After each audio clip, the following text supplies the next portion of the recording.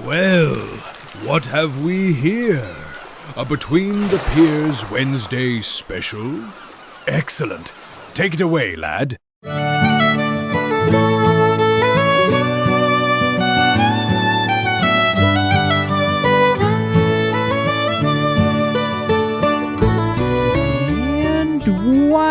Good afternoon, everybody. We are back in the Portland Media Center for the first time in Between the Piers history, a special release. While I strive to keep episodes consistently posted every Friday, sometimes I have a guest or a topic and I want to post it early and get more content out there for you wonderful people of Portland and beyond. And because this is my podcast, I do. Today is going to be one of hopefully many more special release episodes, and I'm really excited to chat with these folks and bring their project to a wider audience because they have a very, very unique project. Today I am joined by Michelle O'Donnell Josephson and Hannah Field, the curators of the incredibly interesting Portland Bridget Project, a research initiative that sought forth to unearth the lives of maids from Ireland who emigrated to Portland, Maine, following what is known to many as the Great Hunger.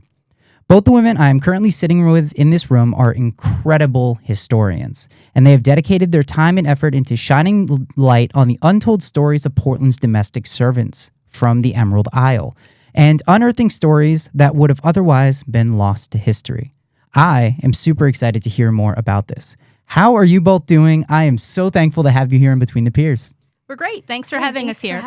This is so great. Thank you so much for being here, as I said. So, I feel, to set the stage, it would be very unique to meet one of these Irish domestic servants. Can you introduce me to one woman from your research who you can't stop thinking about, who is very interesting to you?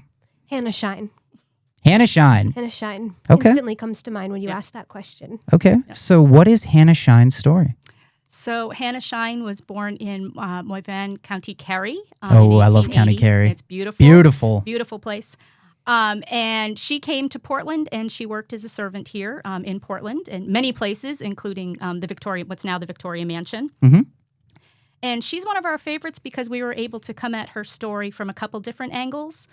We were able to find her in historic documents, but we were also able to find her granddaughters.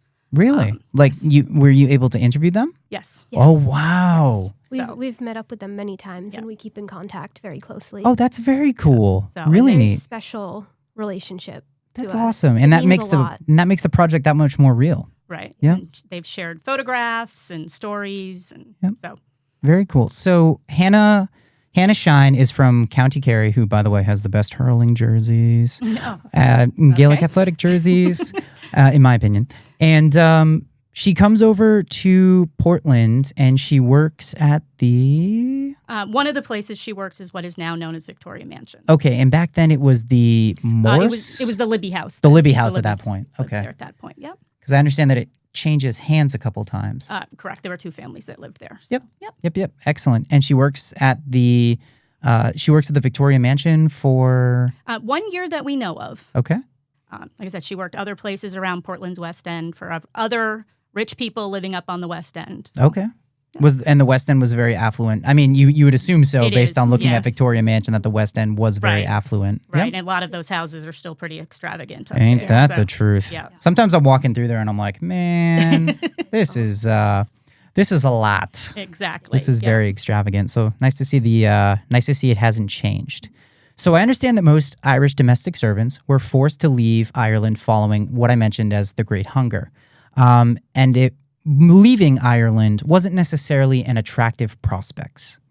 Well, I'd argue that in some ways it was. Oh, really? I mean, leaving home, but in some ways they didn't have a lot of options there. Sure, that's absolutely true. So if you come to the United States or Canada or wherever they emigrated to, then suddenly there were more options available to them. Opened up possibilities that weren't available at home in Ireland. Sure, absolutely. Did you see a lot of them going to Canada as well? So that's beyond the scope of our project, but there certainly was a lot of immigration to Canada. Okay. At the time when Canada was still part of Great Britain, Mm-hmm. it was cheaper to send people to Canada, or cheaper to get a ticket there. So you were still within the United Kingdom. Still within the UK versus the US, country. which is, at that point had very much seceded from Right. the United Kingdom. Yep. So I think it's important to start this conversation with talking about the parameters surrounding the emigration of these Irish domestic servants to the United States and to Portland. So it's very important to have that conversation about the Great Hunger. So what is the story there? Ireland had experienced generations of oppression Okay. by the British Yep. that kind of culminated in the Great Hunger in 1845. 1845. It was that recent? Yeah. Oh, wow. Yeah, Yeah. 1845. And the thing that's, I think, important to talk about when talking about the Great Hunger is that other countries were impacted by the potato blight as well. Okay. We saw it in the U.S., Belgium, France. But it didn't absolutely devastate those countries in the same way that it devastated Ireland, and that is because of the social situation in Ireland at the time. Say more on that. So at that point, because Ireland was still part of Great Britain, Yep. a lot of the food that was grown in Ireland, because it's a beautiful country where all sorts of things grew, Yes. but different products, wheat, beef, butter, these things were all exported to England. Oh, so the Irish did not get to take their own Food, right? food that they're growing. growing, Right. and In most cases, yeah, they're small farmers owing rent to a landlord, so they have to give a Oh. lot of their food to that. Yep. And what they're left with is the potato. So when there's a blight on that, they have nothing to eat. oh my goodness. Potato specifically because it could grow in the rocky soil that a lot of the other crops Right. they were growing took the good soil. Yeah. Yeah. Okay. But the potato was pretty hardy. It could grow in that soil. It was very surprisingly nutritious. Add a little bit of butter and it gave you a lot of nutrients. Sure. And that's very interesting, right? Like I think that people are kind of shocked at how hardy potatoes are, right? Like sometimes you take a potato and you leave it in your fridge for a little while, and then suddenly it's like, where's the soil? And you like open your fridge and there's like an alien like monster Growing out of it. growing out of your Yeah. fridge. Yep. And I don't remember the exact statistic off the top of my head, but in one of the books we referenced, she talks about the statistic around how many potatoes an average Irish person was eating. Was it a lot? Something like It was 10 something pounds like a day 10 or something. pounds. I mean, Whoa. that's all they're eating. Really? Yeah. When I first read it, I thought it was a typo. Really? It was just an incredibly high amount of potatoes. And did that lead to any adverse health effects? Only eating potatoes? No, like as Hannah It's said, if surprisingly you have buttermilk nutritious. with it, they're actually very nutritious. Oh wow. So Wow. So the Irish are, against their kind of own best wishes, exporting all of this food to the United Kingdom, and then the potato gets impacted by a blight. A So blight. I do want to add something that I think is important to Sure. acknowledge too, is a lot of that food was also going to Great Britain's colonies oh. to support some of their colonial ventures as well.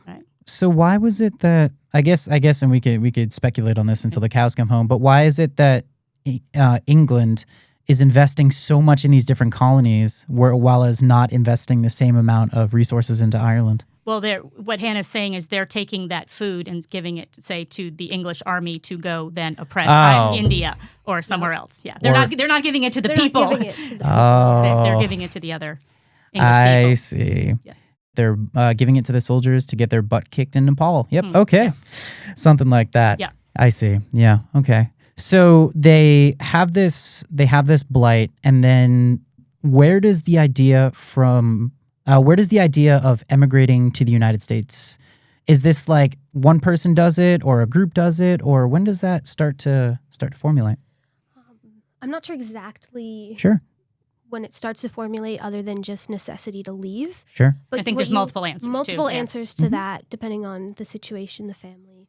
But what you do see a lot of the time is chain migration. Okay. So one person would come over and they would work and they would save money and they would send it back home to support their sister coming over or their cousin or their nieces. Oh, wow. Things like that. And that's why you see a lot of people from the same areas in Ireland ending up here in Portland.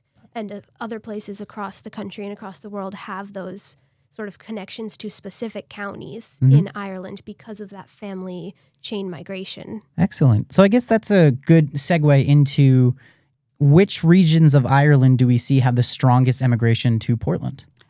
So To Portland specifically, folks were coming from County Galway. Okay. And even more specifically, the majority of them are coming from the far western part of Galway, specifically two towns of Carna and Spittle. Okay. So, And this was an area that was hit very hard by the Great Hunger because it was more rural. Okay. The western Galway and the more country areas Sure. were Sure. hit Sure. exceptionally hard. Were there any areas of Ireland that weren't hit as hard by the Great Hunger, or was it like a universal? Was it like a universal thing? I think it was fairly universal. I mean, Sure. some places that had other resources, I would imagine, like Dublin, places that had other industry or shipping or whatever, probably it didn't affect as much. But Sure. I think one of the things that's important to point out as well is, though there was the Great Hunger peaking in 1845, there were subsequent potato blights after that and economic turns. So it wasn't just that one event. Like the whole 1800s were not so great in Ireland. Sure. Shockwaves of famine. Oh goodness. Yeah. And I guess Depression. an depression. I guess that's ultimately what leads to, in I believe around the First World War, what ultimately leads to, I think it's the Easter Uprising. Yeah. Yep. Yep, and the and kind of the rebellion against the crown, Yeah. which was which we is see. Very fascinating. Oh, absolutely, absolutely. But going back to your project, going back to the Bridget Project, how old is the average woman coming over from Ireland to Portland? I don't think sure we have specific statistics, but in general, you're looking at women who are about 20 years old. Oh my gosh! And one of the unique things about Ireland, people coming from Ireland, is that they actually ended up sending more women than men. Really? Most other countries, you have, the men are coming over, earning the money and sending it back. Ireland is unique that more women came over. Why do you think that is? A massive loss of opportunity in women-focused industries Within Ireland, within or Ireland. So with the changing of the farming styles and moving more towards industrialized farming in Ireland, a lot of the ways women would support themselves, both financially and just non-financially, would be, and by bartering, would be eggs, milk, like cheeses, things like that. And when that farm system kind of fully collapsed, you lost that sort of ability to support yeah. yourself. So it starts with these localized communities, Right. right? And these localized communities and their agriculture, and ultimately it goes to a point where we start to see more industrialization and we start to see these bigger monopolies within Ireland. It's the British taking the small farms and making them into big farms that are more efficient.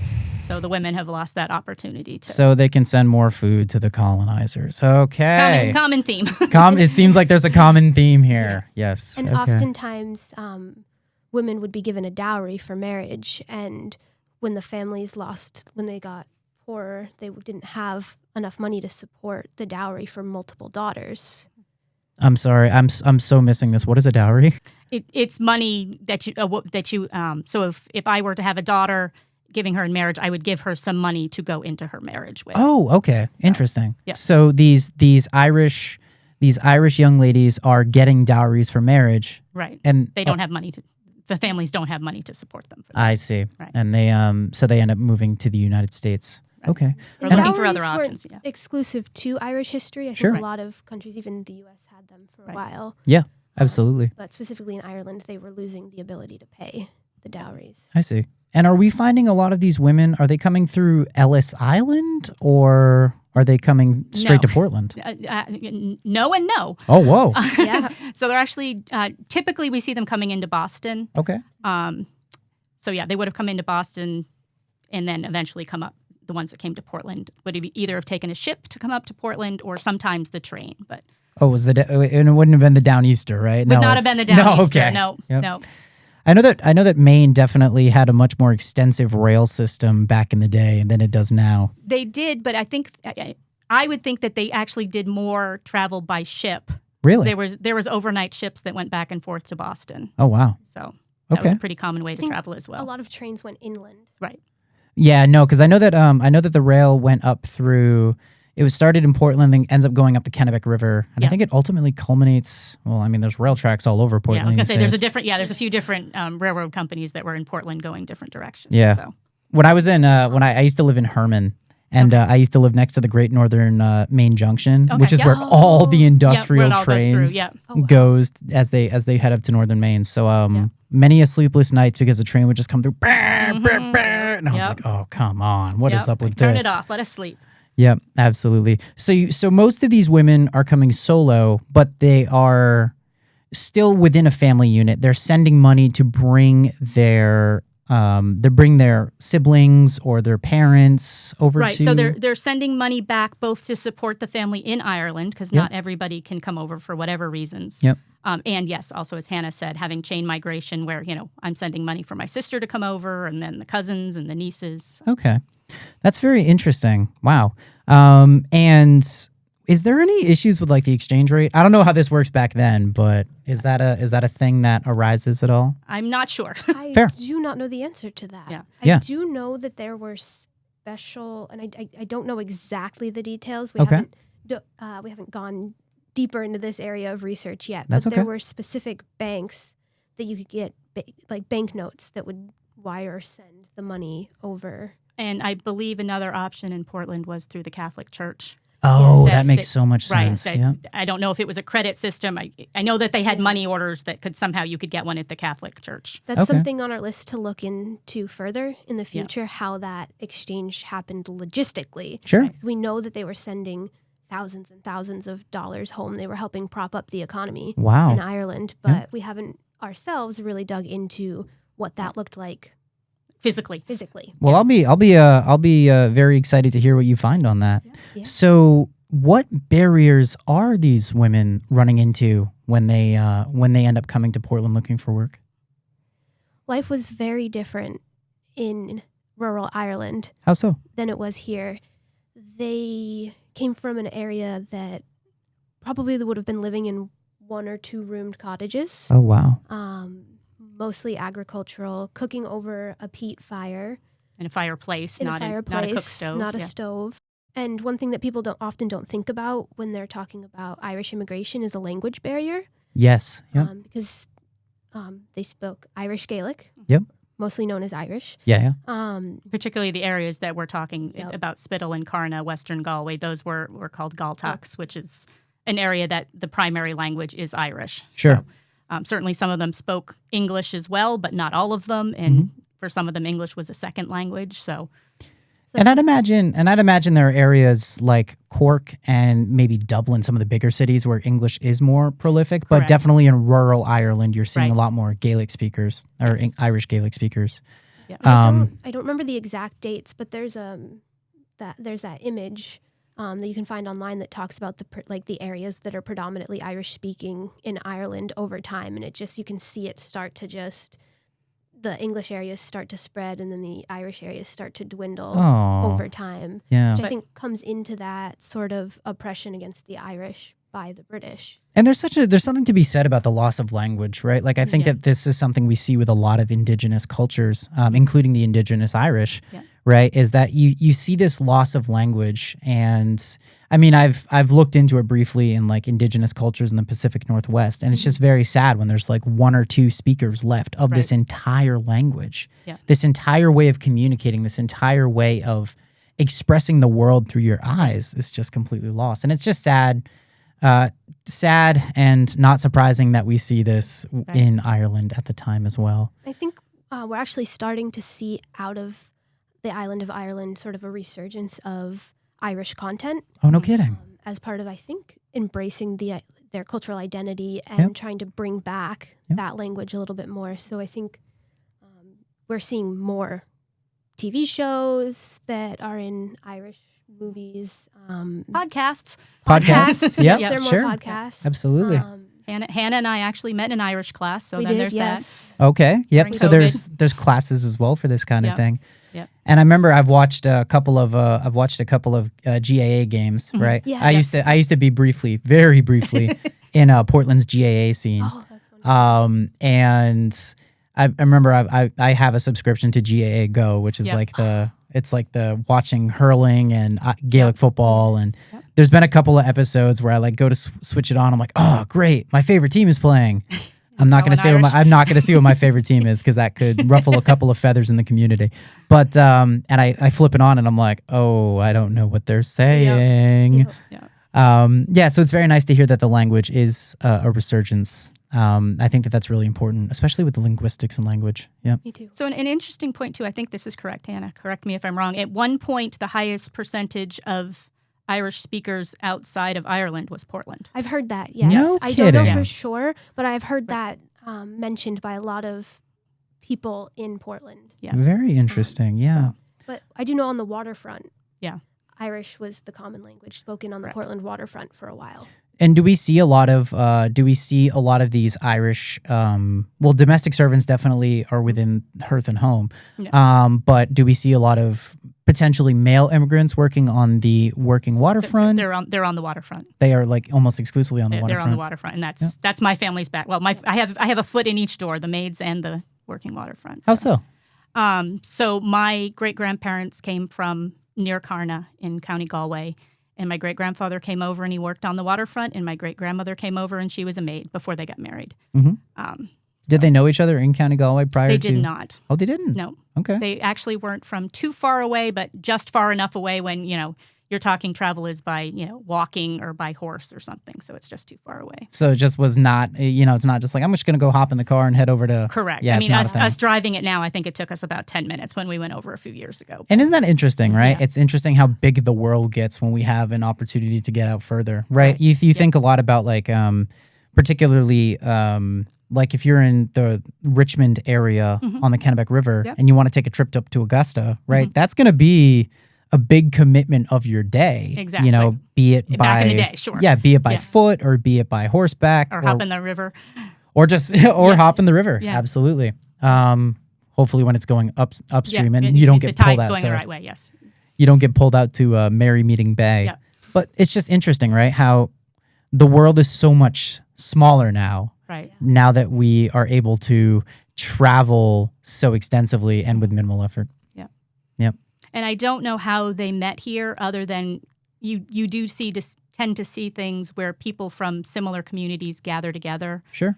We know that like folks from County Mayo would get together and have gatherings, and folks from different parts of Galway would get together. So I assume there was something like that where they met here. Do we see any enclaves form in Portland? Irish enclaves? I'm not sure exactly what you're meaning by that. So Oh no, Irish neighborhoods. Oh, for Irish sure. neighborhoods, yeah. Yes, for sure. I mean, Gorham's Corner Gorham's Corner was an Irish neighborhood? was an Irish neighborhood. So where the John Ford statue is, was it Danforth, Pleasant, York? Oh, that really that weird one, heinous right? That they're going to put a intersection. rotary in. Yeah. Yeah. That was an Irish neighborhood. That was where my great grandparents came. I really hope they put a rotary in right there. That's a scary intersection. They are. Oh, okay, That's good. what my understanding is what the place is. Yes. Excellent. Or John or a Ford's- roundabout. Yes. John Ford's parents Yes. were Irish immigrants. He Yes. was Oh, no actually kidding. born a Feeney. Oh, really? John Feedy.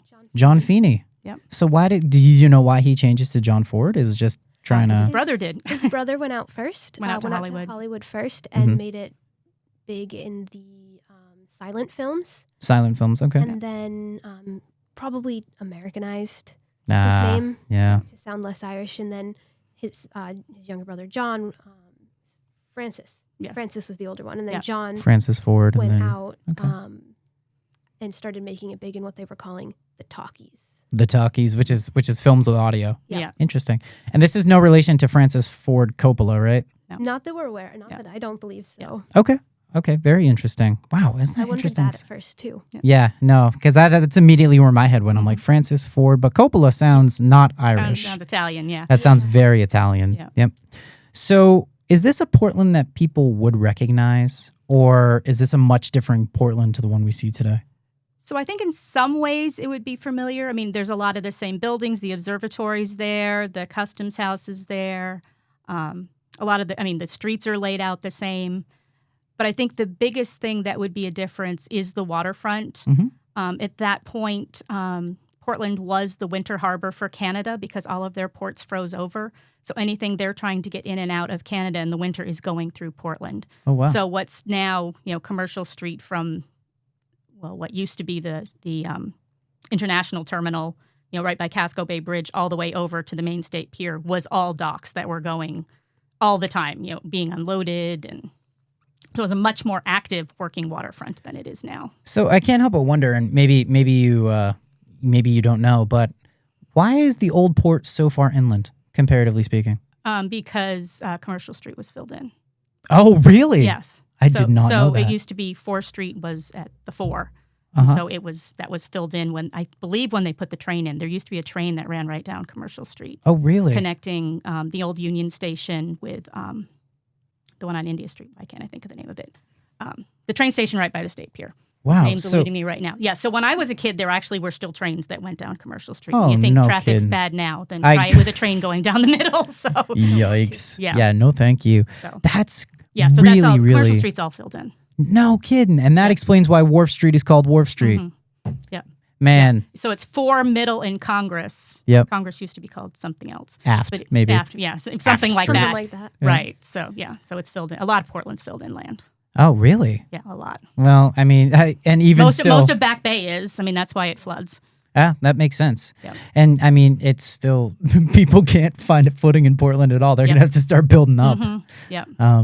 Which is just very interesting. So I feel it's important to ask, say you are one of these domestic servants, you've come over from Ireland, what happens...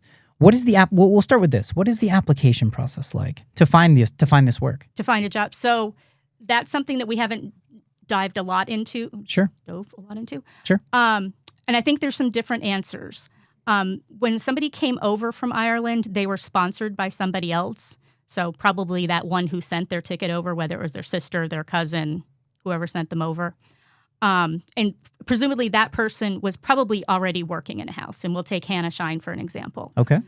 So she was sponsored by her sister Nellie, and so she came over. Nellie was working on Congress Street, right by Longfellow Square. And so the assumption is that Hannah came at that time and probably worked for that family too. Maybe she was getting trained because this wasn't the job that most of them were doing in Ireland. Yeah. So probably she came into the household and was trained on, how to do the Portland way of doing things. As Hannah said, these people are used to cooking over a peat fire, very limited foodstuffs, and here you're coming in and folks have, fancy coal ranges and, this wide variety of food to cook that perhaps Fancy they've never heard of. recipes. Right. So I assume there would be some sort of a learning period, not a formal apprenticeship, but some sort of training period with whoever brought them over. I'd imagine so, because there are significant technological advances between rural Ireland Exactly. and industrialized Portland. Exactly. Wow. Yeah. Even though we're thinking, we're not the hippest place in the world in Portland, but there still were a lot of differences. I'd say Portland is expectations. pretty hip. Yeah. I think so. Yes. And Yeah. You see a lot of tension, too, with the women of the house Right. and their domestic servants. Oh, really? And that leads to a lot of discrimination that was Oh, already dear. happening against the Irish community. In what ways? The Irish were mostly Catholic, Mhm. which at the time there was a lot of discrimination against the Catholic immigrants. Most of the wealthy people in Portland at the time were white and Protestant, and their Okay. families had lived here for a long time. Yep. So is what sometimes happens when new people come in. However, they're different. They're looked down upon. So Sure. that was the case of these Irish women coming. That there were advertisements that people only wanted Protestant servants. If you weren't Protestant, you didn't need to bother to apply. And that was another way of saying we don't want Irish. That feels targeted. That feels yes, incredibly it targeted. felt- and I'm just thinking about how these women felt coming here saying, we don't want you. Isn't that, and that's wild too, because you've made a risk, you've made a gamble coming Exactly. over to this new place, and they don't, and you get the door slammed in your face because you're Catholic. It just feels like a very cop out, Well, there was a feeling at the time that Catholics could not be real Americans. What? Because they had loyalty to the Pope. So you can see in some of the women's magazines at the time that people would say, don't hire a Irish cook because they'll take your baby to the church and have the priest baptize your baby Catholic. And this doesn't happen. No. No. They don't have time to be taking the baby. I mean, and that's, yeah. This is just a It's smear campaign. Exactly. It's just, a way to single out people who are different. In this case, it was Catholic people. So, And you do see that throughout history with the group that is the main group immigrating to an area. Sure. at that time tends to get singled out and unfortunately discriminated against. Yep. Dehumanized in some Dehumanized, ways. Dehumanized, wow. absolutely. You see cartoons in the 1800s of Irish women coming over and they're made to look like monkeys. Monkey. Yeah. Oh my goodness gracious. Wow. So they were facing a lot of discrimination at the time. I guess so. Wow. And that's just baffling to me. Do they end up connecting with any other immigrant groups? From other countries? Yeah. Do we see them connect with Italians or French or? Yes, so there's a lot of connections with the French Canadians and the Italians because of that shared Catholicism Okay. as well. So oftentimes it would still be considered like, oh, well, you're in a quote unquote mixed marriage, but you... It was all Catholic. You just married an Catholic, Italian. You just married an Italian. Yeah. But you do see, especially like later on, a lot of people from the Catholic groups today will say like, oh, I'm half Irish, half Italian, or half Right. French Canadian, half Irish, or something like that, because that was considered a little bit more acceptable. And that's because they found a shared solace in their religion. Right. When they're constantly all being dehumanized by the Protestants of the United States. Yeah. Oh, wow.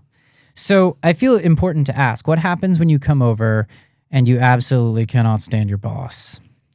Well, so they actually had a little more leverage than you probably think they did. Oh, no kidding. Yeah. So, of course, I mean, they are subject to their boss like anybody else. But there was what was known as the servant problem. And you saw this written up in women's magazines all the time. And these wealthy women are, all sad and lamenting that there aren't enough servants to work. There aren't enough good qualified servants to work. And what the case was is that there weren't enough people who wanted to work for the conditions and the money that they were offering. Sure. Because so many people wanted servants. If, Mrs. Smith wasn't treating you nicely, then Mrs. Jones up the street might be hiring and you just went up there. Because Oh, wow. everybody's looking for servants. Yeah, absolutely. So- And this, I mean, you can almost draw parallels to modern day labor shortages, right? Exactly, yes. Is like, places all over the place are critically understaffed because people don't want to work in those conditions, especially not nowadays. So that's very interesting. So they have quite a bit of sway. Right. And one of the questions that we often get in this project is if they're advertising saying we don't want Catholics, we only want to hire Protestants, how is it that the majority of domestic servants at this time in Portland are Irish? And our answer is, you can say what you're looking for, but then it is who's willing to do the work. Yeah. And at the beginning, you had a lot of women who were coming in from the countryside, so Pownell or wherever outside of Portland coming in. But after a while, there grew to be a stigma working as a servant, so the country-born people didn't want to do that job either. So who was left to do it? The Irish women. So like I said, you can advertise all you want for a Protestant, but if it's only a Catholic willing to do the job, then that's who you're going to hire. Then you're going to hire a Exactly. Catholic because the work has to be done either way. Right. Right. And either you can hire this Irish woman, or you can have the work not done at all. Your choice. Or do it yourself. Or do it yourself. Which was not an option that, many wanted to look at. So. Exactly. So they end up hiring the Irish. So the Irish have a lot of sway at this point. These Irish domestic in some servants. ways, yes. Nice. Like I said, not totally. I mean, they certainly were probably many people who were stuck with bosses they didn't want to work for, but Sure. they did have some leverage. Very nice. Very nice. Okay. And do you think that these women saw themselves as immigrants, or are they just people trying to make a living? Both. I guess that would be the same thing, right? Yeah. Okay. Yeah. Yeah. They've fair come enough. from, no matter where you are, you need to have some way to support yourself. And Yeah. they've just come from another place looking for a better way to be able to support themselves. Absolutely. And that's why so many people have immigrated throughout history Yep. for better opportunity. Yep. And still do to this day. Absolutely. We see it a lot. We see it all over the world. Yeah. Right? Yeah, for sure. So what pieces of Irish culture do these ladies bring with them? And are any of those cultural aspects still alive in Portland today? Like I'm automatically thinking of like the Gaelic Athletic Association or maybe Irish tap dancing or I'm not. And I would say it's not just the women, it's the men and the women bringing it over. But Yeah. the one that immediately comes to mind, it's Catholicism. Yeah. And that was not something, I mean, there were some Catholics, in the 1700s, but by the 1800s, there's more and more coming. And eventually a group of Catholics get together and petition the diocese in Boston and say, we'd like to have our own church. So you get St. Dominic's Church built. So, I mean, the legacy of, now there's Catholic, I don't even know how many Catholic churches there are around Portland now. A lot. A lot, yes. So, I mean, that's definitely a legacy that they've brought the Catholicism over, along with the Italians and then the French Canadians as well. But it was the Irish first that are introducing Portland to Catholicism. And there's a struggle for Catholicism to be recognized as legitimate in Portland. Or yes, and not just people that are going to just worship the Pope, basically. Yeah. Yes. Okay. So so Catholicism has to struggle to take autonomy in the United States versus everybody just everybody revering the Pope. Right. Okay. Yeah. Wow. That they weren't just they could be good Americans too. Yeah. Yeah. I mean, absolutely. Yep.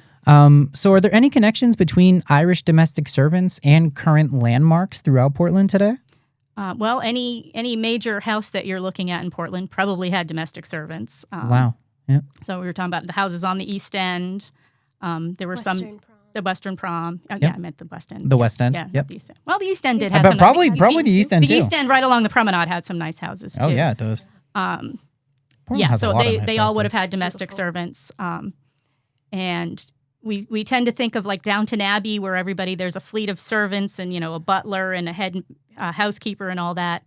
The goal in Portland was basically to find a maid of all works, and that was one woman who was going to do everything for you. So it's This a was lot not Downton less. Abbey. Not Downton Abbey at all. Not Downton Abbey. This is not as glamorous as having a fleet of An well-trained underfootman maids. and an Butler underfootman, and yeah. I've never watched. Second. So full transparency, I've never watched Downton Abbey. Okay. Should I watch Yes, Downton you should Abbey? watch it, and then you should watch The Gilded Age too. The Gilded Age. The Gilded Okay. Catch up Age is on the The Gilded version Age. in the United States. So.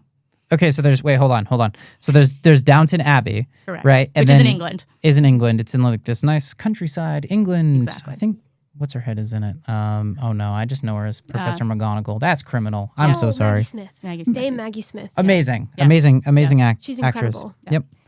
And then there's The Gilded Age. Is that like a spin-off series? It's the same producer, yes. It's not the same characters, but it's the same producer and the same feel. So it's and kind of like that takes place in New York. so it's kind of like Harry Potter and Fantastic Beasts and Where to Find Them. I'm not a Harry Potter person. I'm not sure because I think Fantastic Beasts They're is connected. still in the same universe. Oh, or Downton Abbey and Gilded Age? I No. don't know. Yeah, no, if they it's would be totally not. considered- Yes, it's not the same people at all. It's just the same Oh, producer, so it's okay. the same sort of a show, Okay. but totally different characters. All right. And Yeah. my job is to be the dumbest person in the room, and then I have no idea. I have That's never all watched right. Downton Abbey. Yeah, That feels criminal. I should Yeah. watch Downton Abbey to prepare for this episode. there you go. Next and then we time. would have told you Then that we'd wasn't have what it told was you like. wrong. Oh, Yeah. so I would have watched it, and then Yeah. it just kind of would have been a situation where I was like, Don't "Oh, by take the that way, out of your head. Yep. that's the opposite of what it's actually like." Right. Yeah. So people were Good trying comparison. people were trying to get, like I said, maid of all works was the goal. So you'd have one woman who was cooking, cleaning, doing your laundry, whatever else. In reality, when we're looking through the censuses and stuff, a lot of what we're seeing is that there's two, that there's a maid and a cook. Okay. Yep. Also known as a first girl and a second girl. Which one's first girl and which one's second girl? Cook is first. Cook is first and maid is. Yep. Oh wow, that's exhausting. That It- must it be is, exhausting. yes. Keeping up with linens and keeping up with Right. clothes and making sure everybody's And- fed. and A cooking. long day. Yeah. What is the average? What is the average time? Like, what is the average day in a life? Do you I'm have sure an it's- idea? I'm sure it's an all-day affair. Yeah, no doubt. Typically, things that I've seen shows that they had Thursday afternoons off Thursdays and Sundays. Yeah. Yep.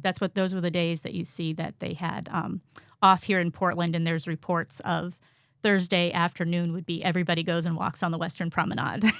Fair enough. you know, I all the mean, Irish people are out walking around the Western Promenade, probably, finding their friends and chatting maybe guys about they life like and stuff. So, yeah. Oh, so there is a social scene. Oh, there is a absolutely. social Yes. scene Yes. within the Irish, domestic service Sure. servant population. And I mean, a lot of that's based in the churches as well. Yeah. I mean, churches are having socials and dances and dinners and stuff to keep, to give you an outlet for your social calendar that is within the Catholic Church. So you're not meeting Protestant guys. Yep. So there really is a segregation between the two in Yes. Portland at the Yes. time. Oh wow. That's not to say there weren't crossovers, but I mean, there certainly were isolated. Scandalous. Yeah. Sure. So I feel like there's probably a super unique conversation that can be had regarding power dynamics in these situations, right? You have these young women coming over from the other side of the Atlantic to live and work in these houses for people they don't know, all for the prospects of a better tomorrow. Their lives hang exclusively Maybe not. In the whims of their boss, maybe not though, because they have a lot more sway. Right. I mean, I think it depends on the house and the situation, but yes, they do have some options. So. Yep. And was there houses that like you really wanted to work for, or is it just kind of? I would assume so, but we haven't really found that. One of the challenges that we have in our research is we focus on about 1860 to 1930, and of course, anybody who worked during that time period has passed away.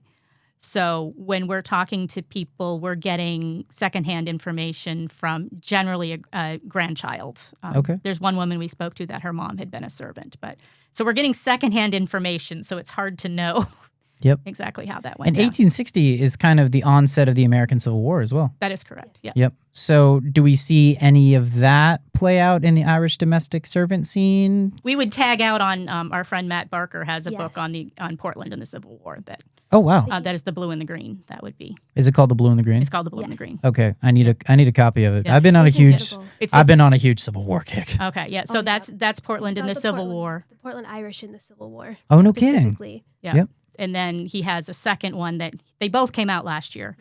The other one is They're kind called of two sections two sections of the same of book. the same book, and the other one's Becoming American. Oh wow. They're Okay. both real good. Excellent. So that I guess I can I'm going to have to buy that book because now I'm speculating whether or not Portland had its own Irish brigade in very similar ways that New York and Boston did to fight in the Union Army in the Civil War. No, Matt would know. Matt would know. Matt, I might be talking to you pretty Yeah. soon. He's a wealth of information. And he Excellent. he actually was the one who started servant research, and we ran with it. So He's Yes. a formative part of our origin story. yes, That's excellent. And actually, let's get into that. Yeah. So the overarching question arises about the Bridget Project, right? How do you actually construct or reconstruct the lives of these women, right? How do you, as historians for these women, find the stories of these people that don't really leave stories behind? So there's two different ways we come at it. Sure. One of them is that we're looking in Portland censuses. We are looking in city directories, which were basically a phone book before you had phones. So it tells you who lives in a certain house, but it tells you who lives in the house who's male or who lives in the house who works. Mm-hmm. And sometimes you get the servants and sometimes you don't. I like to think when they came knocking on the door, if they're, whatever house they're knocking at, if the maid answers, she probably includes herself. If the, gentleman of the house answers, he may not include the maids. Oh, wow. So it's very skewed information. It's very, Yes. it's not complete for sure. How difficult. And then you have the censuses, the 1890 census burned for the entire United States, so we don't have that information. But so we're looking at that. We're also looking at newspaper articles, stories about maids tend to sometimes show up in the paper. Advertisements show up. So we're looking at it with a bunch of historical documents. And then the other way we're looking at it is we have a lot of connections in the Irish community in Portland. Like I said, my own family is Irish. Sure. So we look at, in my case, my great-grandmother who was a maid. These are things that, my grandfather said about her. How can we connect the historical documents? I didn't know until I started looking at historical documents. She worked for the Consul of Portugal here in Portland. Whoa. Wow. Yeah. So we're looking at it from two different ways. And as we said with Hannah Shine, it's a sweet spot when we can get the historical documents and the stories from the family together. The intersectionality paints a much bigger It makes picture. a much more complete, a much more full story. So, That's excellent. Wow. and we have our Facebook page, the Portland Bridget Project, Yep. and we have people who have chimed in and said, my grandmother was a maid. There was one who said, I know she was a maid. This is when she was born. I don't know who she worked for, except he was a Jewish man who lived on the Eastern Prom. Oh, that's tricky. And then and then it was somebody. Her name was very common, so there were several people with that name. But we went down through all the records, through the censuses and everything, and we actually found who she worked for. Oh, really? Yeah. Wow. So it's neat. Here, they give us these little hints. It's like, this is what I know about Grandma. And it's like, okay, what can we find out? It's like a puzzle. It's a puzzle. We Nice. love puzzles. That's why we're doing this. Excellent. Well, one of the reasons we're doing this. Sure. Yeah, so when you can put those together, that's really neat. You said something, and I got to absolutely come back to it. What do you mean the census burned? How did that happen? Is this like a Library of Alexandria situation where they just all happened to be there and that caught fire? I think it was in the National Archives and one just burned. Where they were located. I've never actually looked into exactly what happened. Right. I just know they burned. They all burned. Like you ask any historian. Anyone doing genealogical research, when they get up to that era, and the census is just not there. Yeah. How did they not have copies elsewhere? Whose idea was this? And the weird thing is there are tiny pockets of 1890 that exist, and one of them is the county where my father-in-law lives in Minnesota, which his family didn't live there at the time, but it's this really random. There's like little tiny pockets that still exist. And the question is, how does that help you, right? Like, unless it would help me if I was doing family research there. If your family was right, if your family was in that random county in Minnesota, you're all set. But doesn't help. But yeah, that's a big roadblock for historians and genealogists. That's very interesting. So you see that a lot with historians and genealogists. That 1890 just seems to be a pain point for all of them. Mm-hmm. Wow, that's super interesting. Unique ways to get the information. Or try to get the information. Try to get the information. Right. So, in your studies, what have you come up with? Other ways of in terms of the workaround of the fact that the 1890 census burned. Depends on where you are. Sure. And what records they were keeping. There's the city directories. There's sometimes state censuses, which probably wouldn't line up exactly with 1890, but might have been like 5 years off or something. 5 years off or something like that. That kind of helps you narrow in. Sure. There's from the 1890 census, isn't there also like military records, like the records of veterans or something was kept? Yeah. So if that coincides with what you're researching, that helps. Yeah. Sure. Doesn't do so much with domestic servants in Portland, but it's more in general. And then the same thing pretty much with any genealogy research is, there's church records sometimes where you are, there's newspapers that can kind of help narrow in when the 1890 census Sure. is Are there state archives as well? I'd imagine like maybe Portland has an archive or Maine has an archive or Portland and Maine both do have archives. Yes. Right. Portland has two actually. They have the Portland Room in the Public Library, and there's also Maine Historical Society. So. I have not been to the Portland Library in so long. I got to go to the Portland Library. I'm really former employee. You should go. Okay. Sounds good. We will definitely make that happen. Library. Let's go. I'm so down for this. So 1890 aside, when you have how many of these women's lives have you reconstructed with the Portland Bridget Project? 3 dozen or so. Wow. To varying degrees. Yes. Okay. We have some that we know quite a bit about, and then others that we've just started to explore. Okay. Wow. And is Hannah Shine the most complete one that you have? I think so. Yes. Yeah. That's really awesome. I say thanks to her family and different records we found. Yep. That's really, it's like piecing a puzzle together. It's a puzzle. It is. Yep, absolutely. And what unique research. What a really valuable thing you're doing. That's super awesome. Yeah, absolutely. We like telling these stories. And this is the important thing, right? And this is why Between the Piers exists, right? And this is why, because I want to tell these stories too, and I want to give people a platform to tell these stories. And this is exactly like the kind of stuff that needs to be shared. Yeah. Because these people. Thanks for sharing it for us. Thank you. Absolutely. We're very happy to be here. Yeah, no, and I'm really thankful to have you on here. I think it's just really important because these people mattered and these people's stories mattered, right? And if it weren't for the work that you're doing, and if it weren't for the puzzle that you're piecing together, these people's lives, you might not know them. And that's sad, especially nowadays, right? Yep. Especially nowadays because it's like people, like memories are becoming like less and less valuable, right? Because we have phones, right? And we can record everything. And people aren't like at concerts enjoying the concert, right? Yeah. People are, recording it the entire time, right? And it's not special anymore, And I think people are so focused on looking at the future that we forget the past. Right. Yeah. Yep.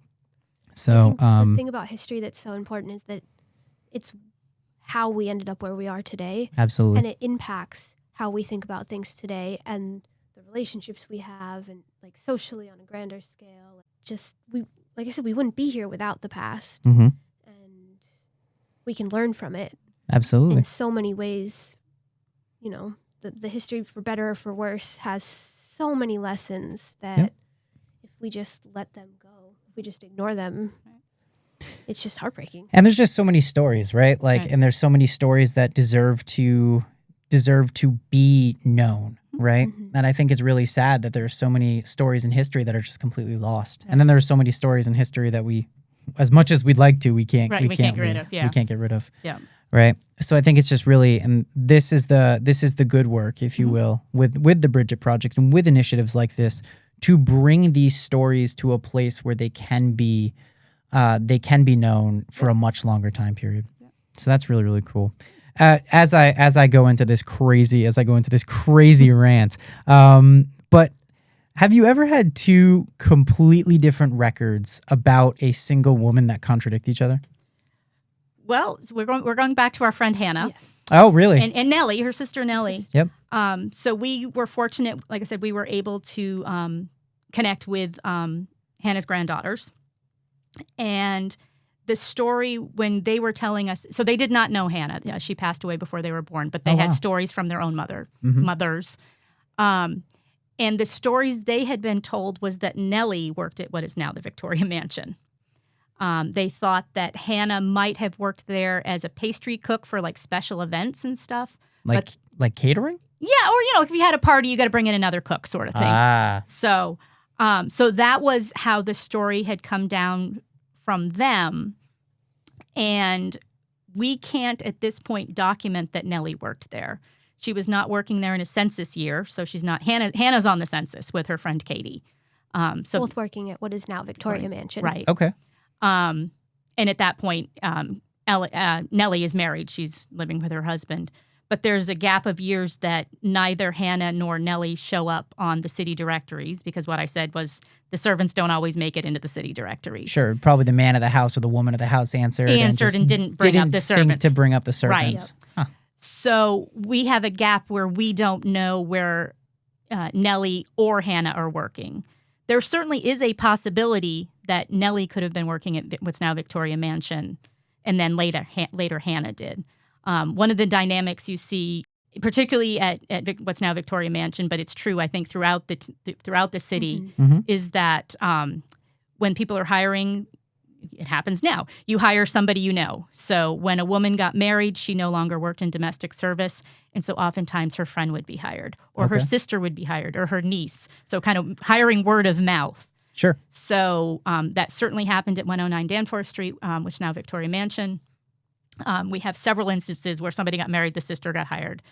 So it's within the timeline that Nellie may have worked there before she got married, and when she got married said, hire my sister Hannah. I see. Yep. So we can't prove that, but given that their family history was very strong, saying that they knew Nellie worked there. Yep. And so we know Hannah worked there. Sure. So Yep. not quite conflicting, but it's just kind of coming at it from those two different ways, and there are so many gaps. I think it probably was true, but we can't prove it at this point. So, Interesting. yeah. So, and then Hannah has a friend, Katie. What's Katie's story? Katie Steed. Yep. Katie's from County Galway. And she was a little bit older than Hannah, but she worked with her. We know that they worked together in 1910 at Victoria Mansion. Katie actually went on to work in New York City. I can't remember, I don't have my notes. I believe that the person she was with in Maine moved to New York, but she was working in New York City for a while. Quite successful, it seems. She had her niece from Portland come down several times, and they were going out to the theater. Oh, wow. So, it's in the newspaper, and, that so-and-so was down visiting her Aunt Katie Steed in New York, and they went to see such and such show. So seems like she's doing pretty good as a servant down there in New York City. But And is this like when you say the theater, are we referring to, I got to assume it's Broadway? well, I don't know if it's Broadway at that point, but yes, the big, some sort of big theaters, I Sure. would imagine. Sure. But We know that they were friends for the rest of their lives. Oh, wow. that Hannah and Katie were. Yeah. Because of Hannah's granddaughters Yep. sharing photos of both of the women. And it's kind of neat because Katie Steed, and talking about stories being lost, Katie Steed did not have children. So, who's the primary one to tell your story? Not to go into Hamilton line here, but always go into a Hamilton if you line. have children, hopefully they tell your story. And Katie did not have children. So her story, these pictures, we wouldn't have known much about her, but we're thankful to Hannah Shine's granddaughters because they kept these pictures and they have the stories, such as were told to them by their mothers. So we know about Katie Steed as well, which is pretty We know exciting. both of their families had close relationships. Yeah. Nellie, Hannah's sister, Yeah. and Nora, Katie's sister, were also friends. Yeah. Oh, wow. Yeah. And did they meet in Portland or did they meet in Ireland? They must have met Must here because they were from Portland. two very different parts of Ireland. Sure. So- And as we spoke about earlier, right, like you could be 10 minutes away by car and Right. you're not meeting at all. Yeah. in Well, I mean, Ireland. Hannah's from County Kerry and Katie's from County Galway, so they weren't even. They were opposite parts of Very Ireland. far. Sure. Yeah. Sure. Well, So- probably only like 2 hours now to drive. But Yeah. Yeah, but like that's like right. that might but as well that's be huge the- back then. Yeah. the other side of the world Right, back then. exactly. Yeah, Yeah. for sure. Yeah, but yeah, as Hannah said, they're the sister Hannah's sisters and Katie's sisters were all interwoven. One of them is the witness on somebody else's citizenship papers, Oh, nice. and one was a bridesmaid for the other. I mean, those two families really hit it off somehow. So. Oh, that's really Yeah. really sweet. And it wouldn't have happened if they did not Right. If they leave were- Ireland and Correct. take a chance on Portland. Yep. That's I think super that's something cool. that's really important to note too is there's so many stories of women who came here to work as domestics and work in any industry that faced so much loneliness, Mhm. but then over time were able to find connection with other women here, and through things like the church as well as other social scenes and Or just working together. working together, Yeah. and just have that community, have those relationships that I think creates a very strong bond. Absolutely. Oh man, community is a theme that always somehow ends up on Between the Piers, right? Because the Portland just has and has had evidently for a very long time a very amazing community. That's really cool. So do we find any amongst your research, do we find any heroes amongst these women that stand out? Lifesavers, inventors, lawyers, doctors. I don't know. No, I can't think of any that particularly stand out. One of the themes you see going through women who came here as servants is they were making a better life for their children. Sure. So one of the things that you see is that the first generation is working as a servant, the next generation is working as a teacher or maybe in a shop, and then by the third generation you have lawyers and doctors, and that's not an exaggeration. You do see that sort of rapid growth because they had that foundation to be here, and they're just stepping up the ladder. So Well, I would say that would make them heroes, right? That is- Yeah. They okay, paved- fair. They yes. paved Right. the foundation for their Right. children to Right. grow and have better lives. Yeah. And if it weren't for them leaving Ireland following the Great Hunger, Yeah. they would not. Their children might not have those opportunities if they stay in these rural communities like Galway and. Right. I guess Kerry was also. Kerry's pretty remote. Yeah, and then rural, the too. part. Yeah, I mean, yes, the part that Hannah was from was definitely rural. And yeah, I was gonna say the other. Were you gonna say the other thing too? Yes, Okay. yeah. Something that's also really interesting is because these women were in these middle class Protestant homes, they started to interact with these people who had kind of never really known a lot of Irish Catholic people before or may have looked down upon them, and started to change the perception by having those sort of one-on-one interactions, changing the perception for the next generations. Sure. It's one of those things. It's real easy to say that I hate Irish Catholics until you know an Irish Catholic and she's living in your house and she's being really nice to you. Yeah. Then it's hard to have that barrier up so much. So the men working on the waterfront, the Irish men working on the waterfront, didn't have so much of that personal connection. They're So there more was a lot of isolated. discrimination against them. That they're stereotypical. They're just the drunk Irish guys on the waterfront, which wasn't true either.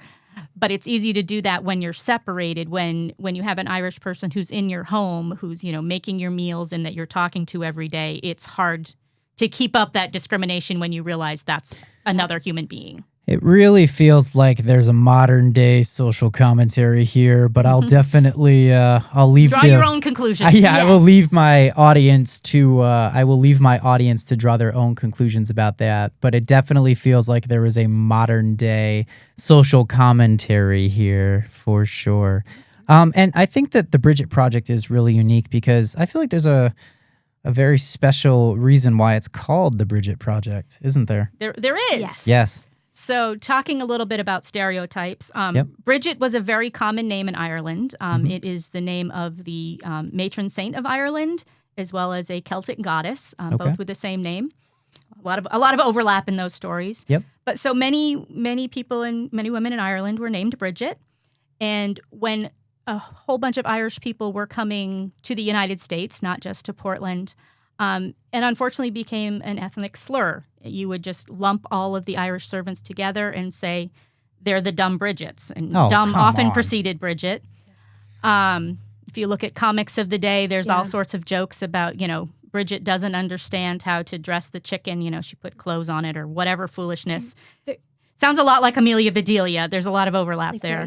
Very literal thinking. Very literal thinking. And I'll just throw out that Bridget in Latin is Bedelia. So throw that out there. So Amelia Bedelia, that's probably we not. feel there's a No, connection. but I Yeah. don't know for sure, but it's definitely an interesting connection, and there's definitely similarities between The language the barrier. language barrier and taking things literally. Mhm. And It sounds like there's a charge there. Yeah, It sounds with- like it's a yeah. little charged. Yeah. Okay. So not back to say we don't love Amelia. we love Amelia We love Bedelia, Amelia yes, Bedelia. but Sure, but there's but you look at it a little But it bit is- differently with yeah. that set of eyes. Yep. But so women, like I said, Irish servants were, they weren't important enough that you knew their name was Mary or Kate or Hannah or whatever. They just got lumped Just together got as Bridget. Bridgets. oh, And it was not a compliment. mhm.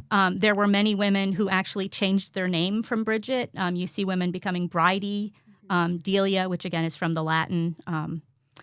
Biddy becomes a nickname for Bridget, but if you've ever called anybody an old biddy, that's not a compliment either. Oh, is that where the phrase That's where- "old biddy" that's- comes from? yeah. Oh Yeah, my it's from goodness, Bridget. It's a nickname from Bridget.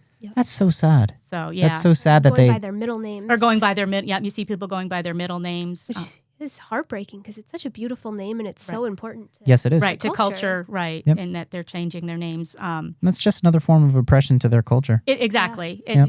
There's one woman that we researched who was her immigration, her naturalization papers. Her name is Bridget Christine Moran, and there's a line at the bottom. It says, I request to change my name, and she changes her name legally to Bridie Moran. Oh my goodness, So- and that's because of the. That's because We of don't know, but we assume it's because of the discrimination. yeah, yeah, of when the that name name- Bridget. So our project is the Portland Bridget Project because we are taking that name back because we think that is a very important name. So Yep. we are using that to honor those women in our name. Yeah. So it's one of those things where the Portland Bridget Project wants to claim the power of the name Bridget back Right. because that was originally a name that was used to put people down, Correct. right? And you want to bring it back up. bring it back up because And our it's- logo literally is a woman who has a cleaning cloth in her hand, polishing up the. you have polishing an up the name. incredible logo. You Thank have a you. fantastic logo. I think it's great. Thank you. I Yep. made it. You made it. She did. Yes. Oh, no kidding. With help from my daughter with a woman, but yes, no, I made it. Sure, absolutely. Yeah. So I also understand that in addition to all of your work that you do behind the scenes to piece all these together, I also understand that you're a professional costumer? Oh, yeah, that's me.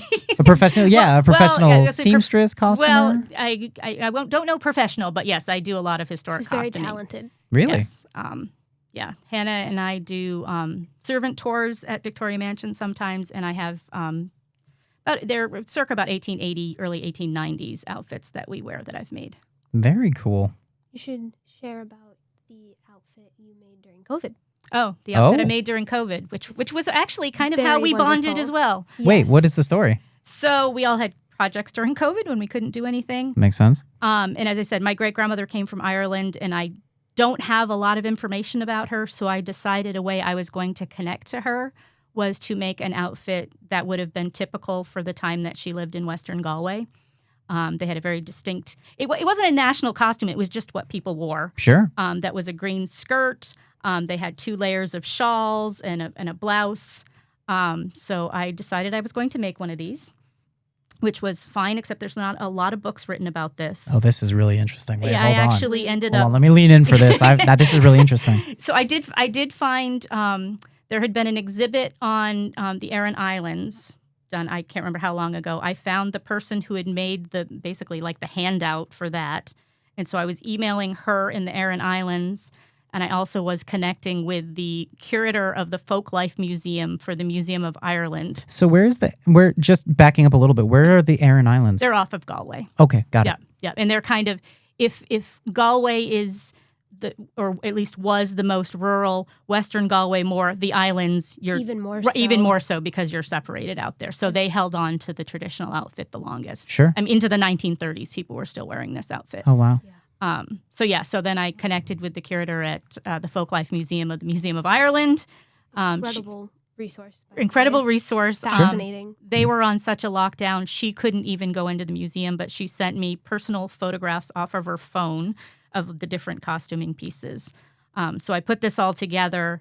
And at the time, Maine Irish Heritage Center was having an online fundraiser because that's what everybody was doing during COVID. I know. And it was the best of all things Irish. And most people were playing music or reading poetry or doing that sort of thing. And I was selected to be in it. And my spot was 5 minutes discussing this outfit I wore. So that's before I knew you. Correct. But that's when I was working at the Maine Irish Heritage Center. And I remember watching that video and thinking, this is incredible. Like, this person is so cool. Like, I want to meet them someday. And maybe she'll make me a dress to wear. And now she makes me things to wear. Oh, that's super cool. Yeah.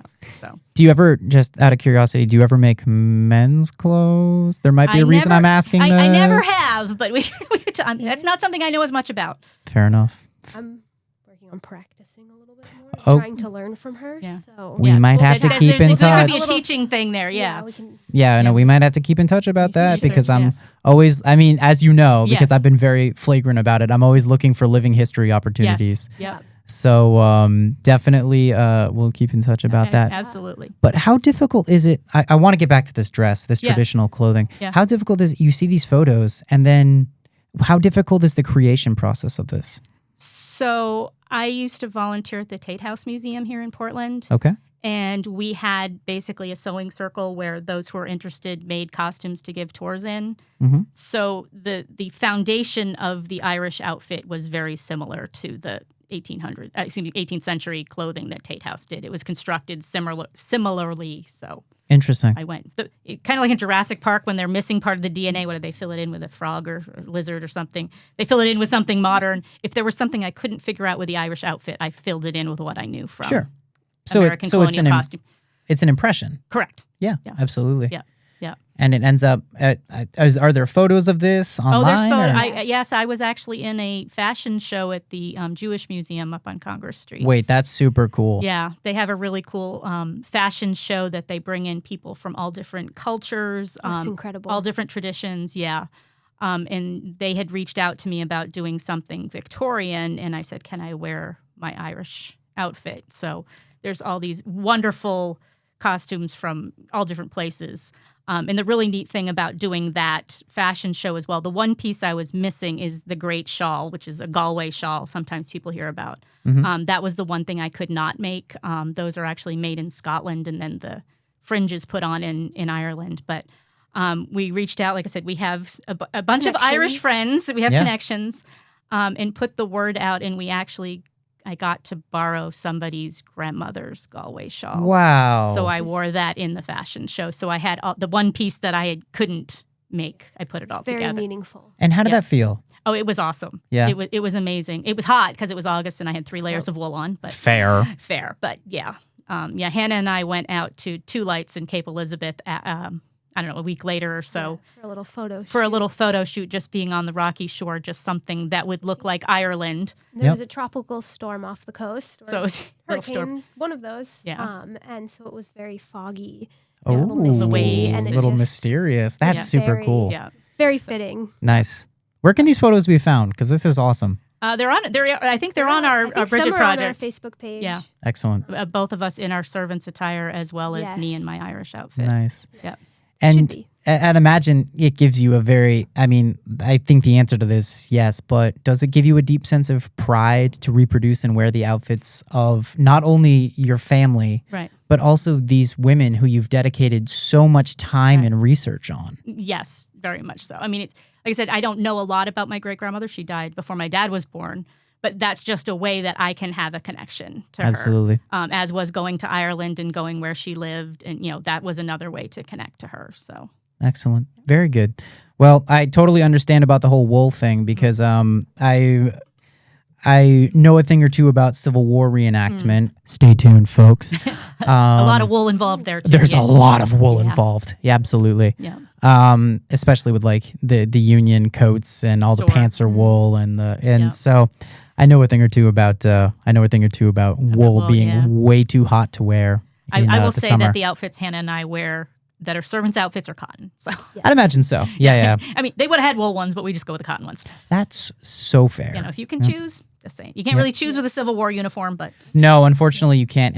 But at the same time, right? Sutlers and people who reproduce these Civil War uniforms, it is a sense of deep pride for them to do that. And the research that goes into them and the details, totally. And I've heard it does get a little excessive sometimes. Like, hey, that stitch isn't supposed to point that way. Yes. Yeah. Yes. And for us, we often say we're Inspired by because the time you could period. really end up falling down the rabbit hole. Oh, absolutely. And Not that we've ever done that. No, we've never fallen down a rabbit hole. Not No, once. you haven't once? Not at all? Not at all. Okay. But it also takes a lot of resources. Oh, yeah. And you can To find the exact fabric, to find the exact and Yeah. So and then it kind of becomes like an impression, right? And I think impression is a word that's commonly used among Civil War reenactors. Impressions because you're not going to get it spot on, right? It would be very, very difficult. So it's your impression of a Union soldier, right? And in the same way, when we are doing servants tours or when we're representing servants on different presentations we've done other places, we've worn our dresses. We're not first person. Like I cannot. You're not Hannah Shine. No, we do not. Right. I do not know about the at Williamsburg. I think you have to study for like a year and a half before you're allowed to be Thomas Jefferson. But there's so much material. Right. I can't speak as any of these women. So we are very clear that we're dressing as they may have just to give you the impression of what life was like. But there is no way I could do a first person into their right. I can't speak for them. So when are these tours? So the ones at Victoria Mansion are actually their member tours. Got to be a Victoria Mansion member to get on board. Okay, all right. Victoria Mansion website. You're twisting my arm so extensively here. There's lots of other great member events too. So that is what I've heard, and hopefully at a later date I can have a representative to speak about that. There you go. Once again, stay tuned, folks. Oh boy, I'm just plugging everything right now. So, in your opinion, do you believe that these Irish domestic servants, these women, left a lasting legacy in the city of Portland? And what does that look like? Well, I think it's not like we were saying that, they've built a better world for their children. And I mean, which is something that benefits everybody because, if you had an attorney who was Irish and his grandmother was a maid or, whatever, then that certainly enriched the city. Okay. Yeah, definitely. Yeah. And then what does the legacy look like in their home country? So what does the legacy of these women that you're researching, how does that echo to the Emerald Isle, if you will? I mean, in many ways, they were supporting their families when their families could not support themselves. And they help grow their economy. Kept their family fed. I mean, literally. Yeah. So, I mean, on the small scale, it's not a small scale to feed your family, but yes, and then, supporting the Irish economy in general. And isn't that just beautiful? It just sounds like there's no greater loyalty to your home country than to work really, really hard in another country and then send a bunch of money home to keep your family fed.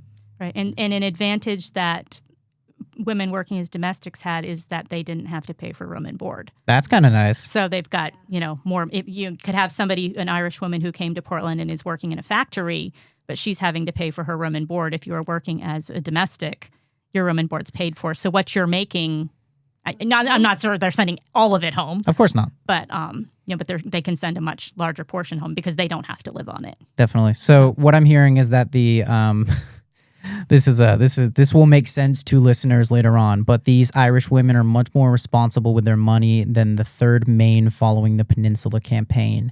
If you know, you will know. But that's really lovely, right? Yeah, right. That's really lovely that they don't have to pay room and board, right? Right. Because that's, I think, one of the biggest complaints right now in Portland is Right. having to pay History room and repeating board. itself again. Yes. Oh my Yeah. goodness. It just seems to keep doing this, doesn't it? Yeah. Yep, keep going in circles. So I hopefully plan on getting on into this much further on future episodes. But what are some pockets of Irish culture that currently exist in Portland and maybe even beyond into the state? Other than the St. Patrick Day Parade. Like, everybody loves the St. Patrick's Day Everybody loves Parade. the Yes, St. Patrick's Day everybody. Parade. And I feel like the Irish culture extends in Portland far beyond St. Patrick's Day. Oh, Yeah, certainly does. Yeah. Yep. So what does that I look think like? you kind of have the sort of historical community. They're sort of the descendants of the Irish who came here, like the women we research. Yeah. And then you have this community who's Irish born coming over today as well. Yep. And I think each group of people keeps the culture alive in very different but important ways. Yep. So you have a lot of Irish born playing for the The local Portland GAA. GAA. And then you have some boy from Maine who has no idea what he's doing. Sorry, guys. It looks so much fun. It's intense. I could Yes. never. Yes. Oh, it's so we've gone intense. and watched. Yes, Yes. Yeah. I've been Almost to got hit in the many a head. game. Yes. Yeah. Do you watch the Weekend. Portland GAA or like did you watch it in Ireland? The Portland. The Portland. I was gonna say No, they're I've another never been level in- in Ireland. I've Yeah. never watched it being in Sure, Ireland. sure. But you've watched the Portland GAA. Yes, I have. Very cool. I watched them play against Navy.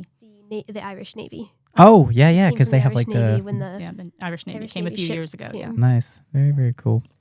But I do try to get out there sometimes. Yeah. But yeah, I think there's kind of like the two kind of different communities that are very important to acknowledge Mm-hmm. that help keep the Irish culture going in Portland. Sure.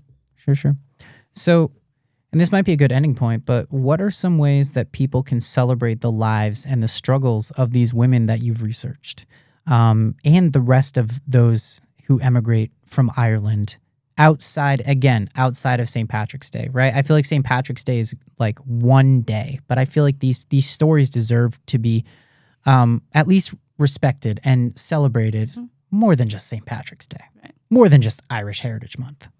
So what are some ways that people can celebrate the lives and the struggles of these women that you've put hours of research into outside of just March?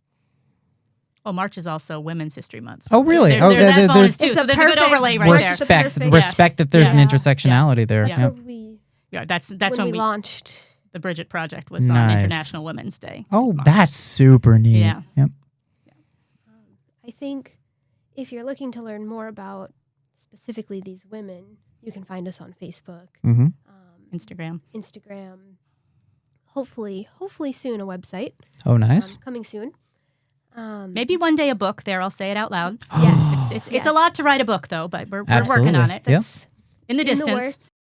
But also not just engaging with the stories of these women, but thinking about the lesser told stories throughout every historical experience Yep. that you are experiencing. If you're reading about something, working class history, women's history, immigrant history, throughout all eras, even today, with the contributions from immigrants today, Mm-hmm. and kind of the parallels and differences there, and just thinking about the experiences of these women and sharing empathy for that, And being open and being to open the story of what you may have, the story Yeah, that you learned about, Victorian life or whatever, Yeah. that there was another side of that as That- well, which is true Absolutely. for any historic. Yep. exactly. We look so much at the Gilded that we don't often look at the people who toiled to make sure Yeah. that the Gilded stayed gilded. Correct. Yeah. And there was a lot more toiling. Hmm. Then there was Gilded. Yeah. Gilded. Yep. Yeah. Yeah. So I guess a great final question to ask is, we see a lot in terms of like people who look down upon these on these Irish women who are coming over to flee the Great Hunger, and then their perception is changed. Mhm. Do you think that there's a lesson there for people nowadays? And again, I don't like to get into the politics, but what lessons can we learn about how these relationships soften the perception of, the Irish domestic servant? I think it's the same thing. Is looking at things with an open heart. Not Mhm. closing doors based on things that you've heard or stereotypes. Yep. Getting to know people Yep. is always the best way. And always understanding you don't know where someone's coming from.